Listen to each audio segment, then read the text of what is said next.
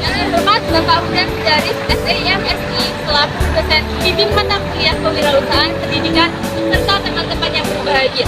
Perkenalkan, saya Evi Rahayu, Prodi PAI semester 3, Sekolah Tinggi Agama Islam Yogyakarta. Di sini saya akan menyampaikan terkait dengan tugas akhir semester mata kuliah kewirausahaan pendidikan yang berjudul 5 Pedoman Berwirausaha dalam Surat Al-Mudaththir.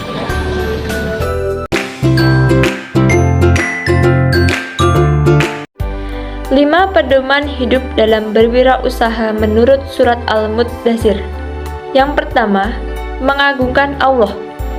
Mengagungkan nama Tuhan adalah bentuk dari sebuah keyakinan atau kepercayaan seorang manusia terhadap Tuhannya. Hal tersebut sekaligus mengindikasikan bahwa kita sebagai manusia adalah makhluk yang kecil, lemah, dan tidak memiliki apapun juga. Tidak ada yang berhak diagungkan tentunya selain Allah. Keagungannya pasti tidak ada yang bisa menandinginya. Keagungannya pula yang menandakan masing-masing manusia memiliki potensi yang sama.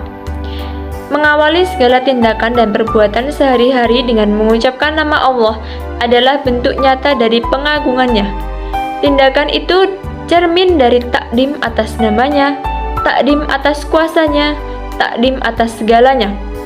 Semisal waktu kita ingin membuka sebuah usaha, kita membaca basmalah terlebih dahulu untuk mengagungkan nama Allah di setiap usaha yang akan kita jalani. Yang kedua, suci dari noda lahir dan batin. Suci dalam keadaan Islam artinya keadaan tidak terkena najis, bebas dari dosa, atau bebas dari suatu barang dari mutanajis, najis, dan hadas. Pakaian ibarat simbol materi yang dikenakan dan dipakai seseorang. Memakainya secara terus-menerus pasti akan merasakan kondisi kotor, lusuh, usang, dan sebagainya. Membersihkan pakaian dalam arti perhatian kita terhadap kondisi fisik atau materi pun perlu dilakukan. Apa yang kita pakai, apa yang kita gunakan, apa yang kita manfaatkan semestinya harus mendapatkan perawatan yang baik, karena sejatinya pula Tuhan sangat mencintai orang-orang yang bertaubat, bersih jiwa, dan orang-orang yang bersuci, bersih fisik. Sedangkan kesucian batin adalah kesuci dari dosa, kemaksiatan, kesucian dari sifat-sifat buruk, serta kesucian hati dari syirik, iri, dan dengki. Banyak-banyaklah beristighfar bila hati kita merasa syirik terhadap keberuntungan orang lain. Yang ketiga, menjauhi maksiat. Pada dasarnya memang manusia diberikan potensi baik atau takwa dan potensi buruk atau fujur. Keduanya saling berbenturan dan pada akhirnya dikembalikan pada keputusan yang diambil oleh manusia itu sendiri.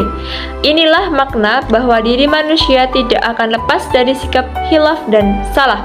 Namun, sebaik-baik orang yang pernah berbuat salah adalah mereka yang mau kembali pada kesucian atau tawabun. Meninggalkan segala perbuatan salah atau jelek pada hakikatnya juga berarti meminimalisir potensi kecelakaan diri manusia. Kesucian diri akan mempengaruhi kekuatan diri manusia itu sendiri. Semakin baik dan bersih akan semakin tajam kekuatan dan potensi seseorang manusia.